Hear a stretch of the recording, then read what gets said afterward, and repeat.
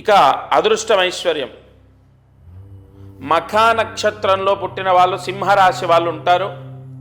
ఈ మఖా నక్షత్రంలో జన్మించిన వాళ్ళు ఈ పరిహారం చేస్తే సంపూర్ణ రాజయోగాన్ని పొందుతారు. రాజయోగం అంటే డబ్బు, పేరు ప్రఖ్యాతలు, ఉద్యోగం, వ్యాపారం, ఆరోగ్యం అన్నీ. అయితే ఏం చేయాలి? మఖా నక్షత్రంలో జన్మించిన వాళ్ళు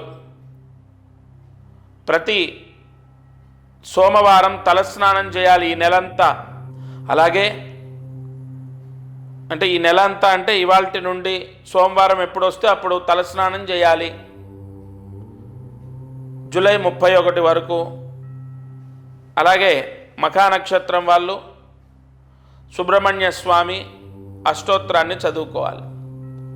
ఈ చిన్న పరిహారం ఈ జూలై నెలలో చేసుకోవడం ద్వారా మఖా నక్షత్రం వాళ్ళకు నక్షత్ర దోషం తొలగిపోతుంది. నక్షత్ర దోషం అనేది పోయి ఖచ్చితంగా ఈ మఖా నక్షత్ర జాతకులకు సంపూర్ణ రాజయోగం అనేది కలుగుతుంది. అంటే ఈ జూలై నెలలో మంచి జరుగుతుంది అన్నది మనం పక్క పెడితే చెడు అయితే జరగదు.